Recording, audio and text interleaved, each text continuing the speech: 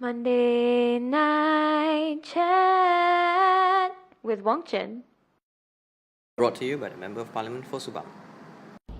Hi, welcome to Monday Night Chat episode 35. I had a short break in Singapore. Now I'm back. This week we're going to talk about real policy, which is basically on the National Health Service or Kementerian Kesihatan. Then we're going to do the 5 questions, and then the third item, we're not sure yet what we're going to shoot.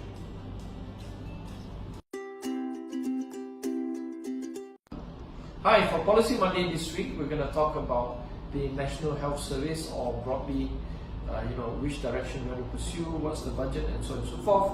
Now, this is largely inspired by the Cuban talk in Parliament about a month ago. The Cuban ambassador came down and tried to explain to us why is the Cubans so successful. Now, these are the basic data. First thing, Cuba's life expectancy is higher than Malaysia. It's at 79 years compared to Malaysia's 75.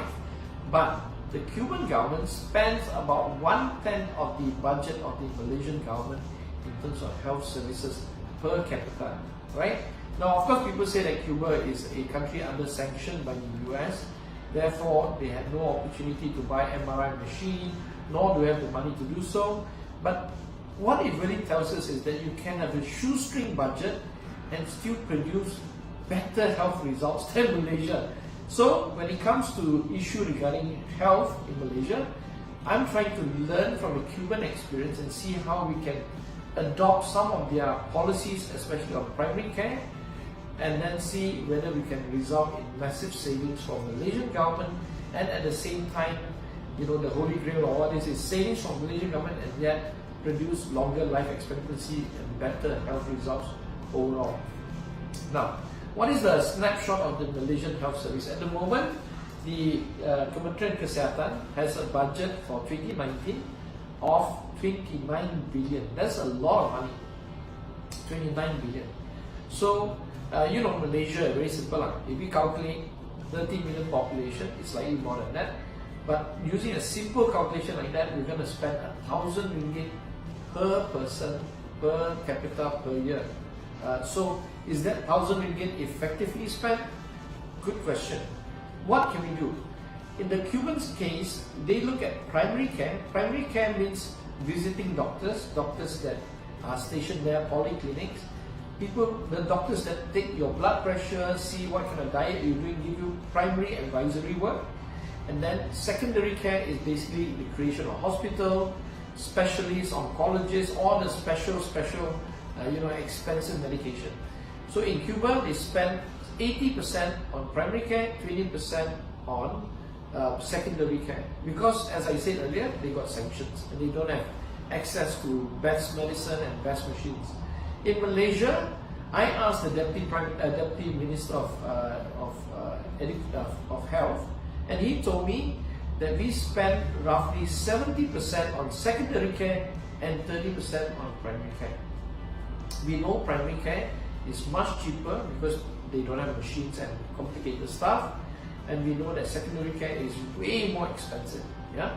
So this is our simple proposal, that Malaysia relooks how we utilize our doctors.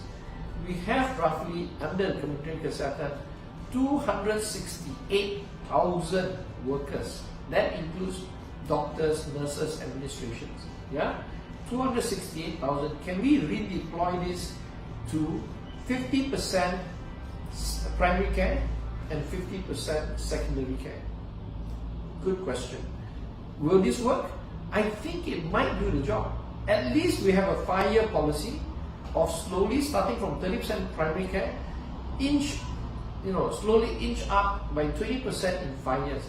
So every year we increase 5%, 6%, 7% of the budget for primary care.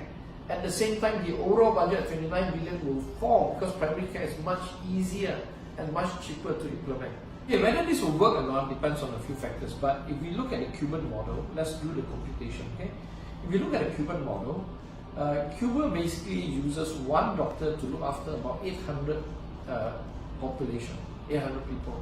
So the doctor will visit them 3 to 4 times a year, test their blood level, test their their hypertension issues, test the diet.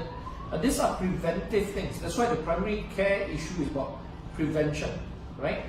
Now, let's do how many doctors do we need? If say in Malaysia, we use one doctor for 1,000 people, and that doctor is stationed in that community and visits them 4 times a year, right?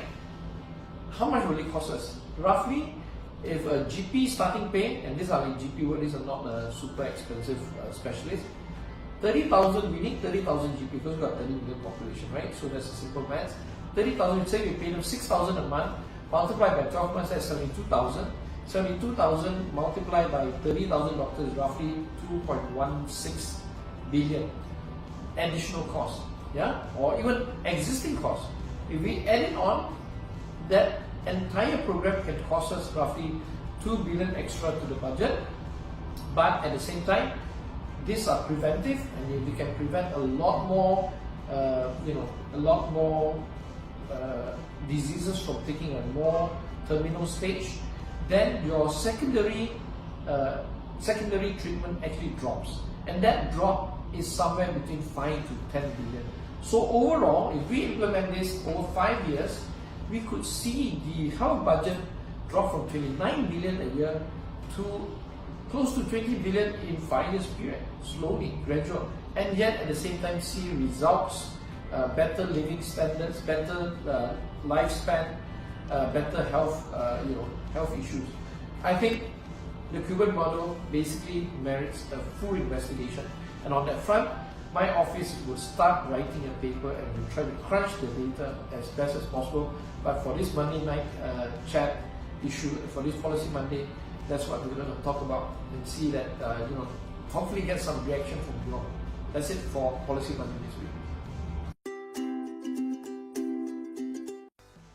120 seconds this week. As usual, the interns have prepared 5 questions.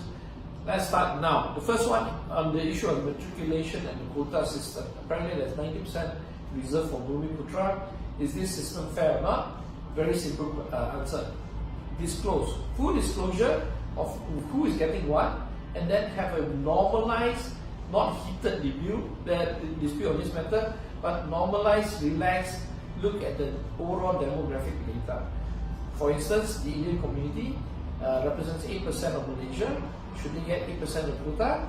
But we have to see how many of the Indians actually go to private university, how many of them choose to go to public university.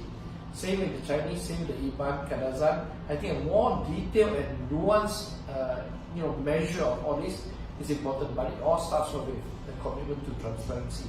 So number 2, EIA needed for the new realignment of ECRL. I think ECRL at 44 billion is still a bit expensive. I know, congratulations, we saved money on this, but I don't think the EIA is the important one. What we really still need to do is to show us how this new 44 billion deal is going to create economic multiplier. That's the bigger issue. Cost-benefit study is more important. Number 3, Bandar Malaysia. It was dead under Najib, now it's come back again. I think I understand why the government is pursuing this kind of thing. They're trying to pump prime the economy. Same with the ECRL issue. They're trying to attract Chinese money back in. Some money better than no money, I agree. Okay? But is again, Bandar Malaysia the solution to this? The property glut is already there. Okay?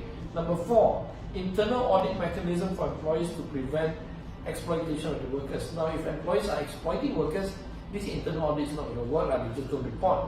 What is more important than the internal audit is to create for migrant workforce some avenue and some ombudsman and some help from the government, statutory bodies where they can go there and complain about their employees. Lastly, China's buying palm oil. Good news, of course, from all the other issues, but it's also linked to ECRL and also Bandar Malaysia. So we still have to do the overall cost calculation. Okay, that's it for Q&A this week. Hi guys, so this is my last day interning with Wong Chen, and it's the culmination of my 3-month internship experience. So this is going to be my last video, my farewell video.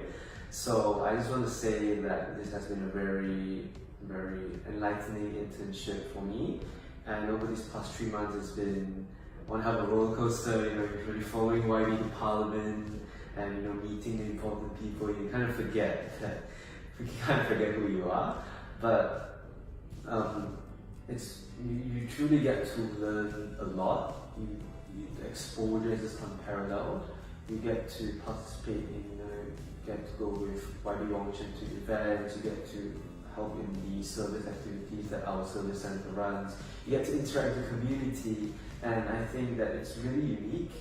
There's a lot of new things that I learned and a lot of aspects in which I changed as a person while I was interning here, and I'm just really satisfied with what I've learned, with what I've experienced through this internship. So if you're interested in joining for internship program, just please do feel free to apply, because I can tell you it's one hell of an amazing experience. Okay, yeah, okay, bye.